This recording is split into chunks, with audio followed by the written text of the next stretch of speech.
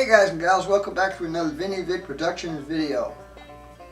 I have done quite a bit of work in train room number 1, and I want to show you guys exactly what I did here in this video. We're going to call this Major Changes number 30. I didn't forget about Drake's cement plant. It's just that with all the work I'm doing on the upper level, any structures that I build right now would just be in the way, and I really don't have a place to store them. Anyhow, let's go into train room number 1 and see exactly what I have accomplished this past couple of weeks. So stay tuned and we'll be right back.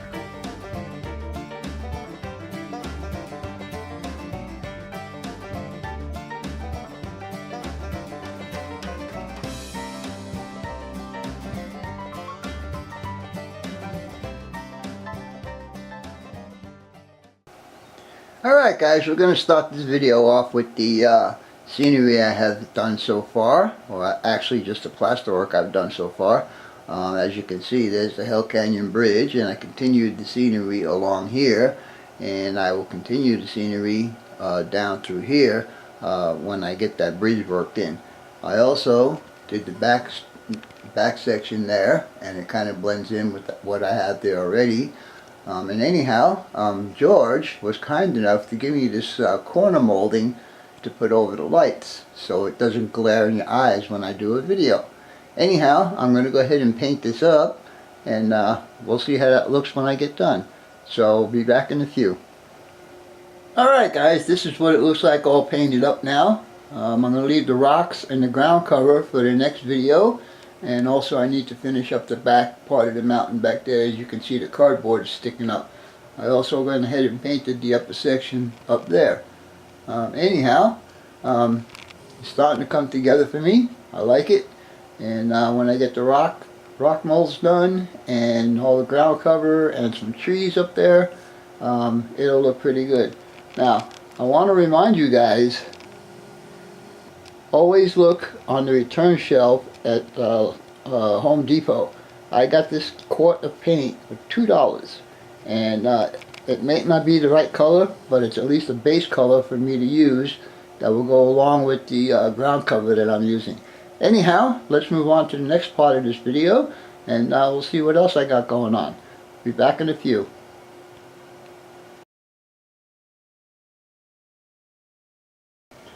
Alright guys, now we're going to move on to the Matthew Y. I finally got it hooked up. As you can see, it comes from the other room and comes into here, and this is my insulated track right here, and here is my auto reverser. That's a Digitrax AR1. The track will come in here, and as you can see right here, I have one turnout, but there'll be one more, and there'll be 3 track going into here with a crossover down at the end, so I could take the locomotives and move them up to the front. One track will be for train outgoing, one will be for train incoming, and then the third one will be for the runaround for the locomotives to get up front. From what I understand, and I don't know if this is true or not, but they don't use this leg anymore. In fact, I think it's been taken out, because there would be nothing coming from up north into Matthew. Everything from Matthew comes in from California. This line right here would go out to Parker. If I had enough room, I'd model that also, but I don't have enough room. Anyhow, at the end of this video, you will see the completion of my Mini Ops 3B, where the Arizona, California did the exchange with the BNSF, and it will be coming in here and parking here and just waiting to be exchanged. Anyhow, that's enough on this part. Let's get on to the next part. Be right back.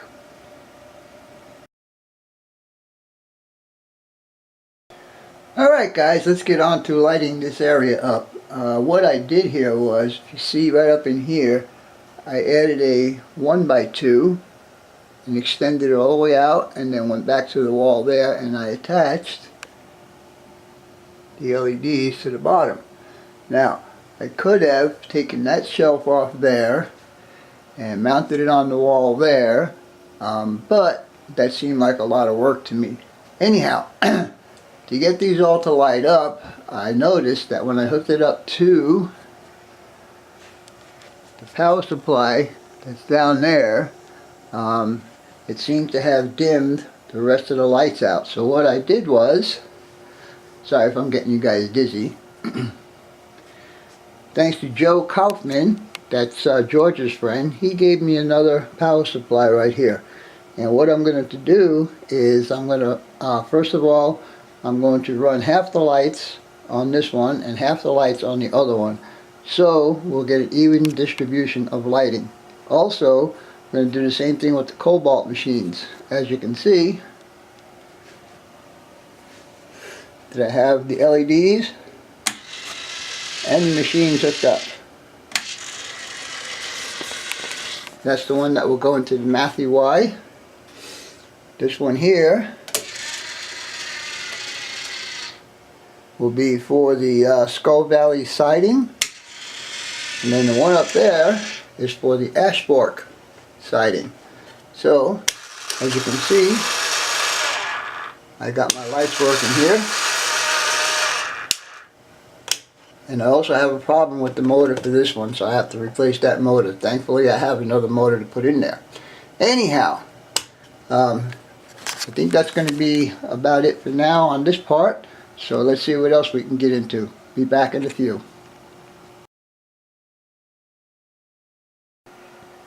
Alright guys, we're going to get on to the fascia part of this video now. As you can see right there, that's going to be the control panel, and eventually I'm going to change that out. That's why it's not painted.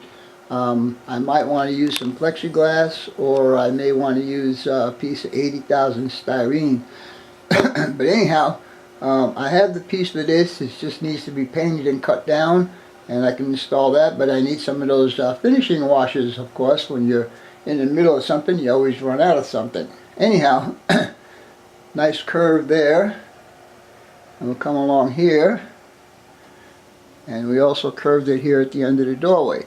Now how I did this was I wedged it in here, and I kind of sort of bended it around and clamped it here.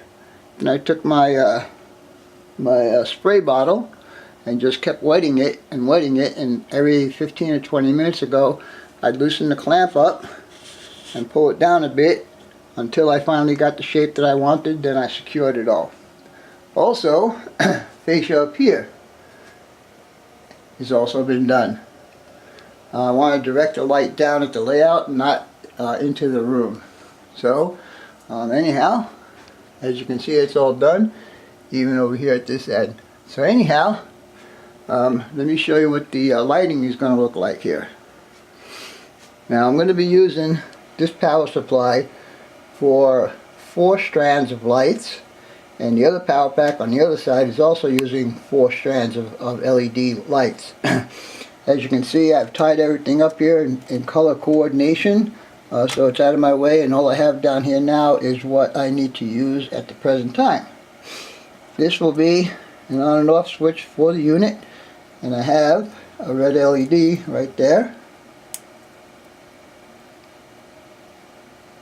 Should go out, and there you go. I turn it back on, and then I'm also going to have a switch for the LEDs if I want them on or off during the daytime while I'm working on my computer or whatever. Anyhow, we'll flip that on, and there you go. Everything all nice and lit up, and it looks good. As far as the wall goes back here and down here, I'm probably just going to get some more hardboard and put it up there and paint it blue, and then maybe do some mountain scenery up there. I'm not quite sure if I'm going to leave the backdrops up there. I might move them over to this area here. Anyhow, this fascia right here needs to still get painted, and when I get my tortoise my cobalt machines hooked up on that side, I will put the other fascia up. I already have it. It's out in the garage. It's already got switches and LEDs in it, so all I need to do is hook up the power for the cobalt machines. Anyhow, I think we have only one more thing left to do on this video, and we'll call it good. So stay tuned, and we'll be back in a minute or so.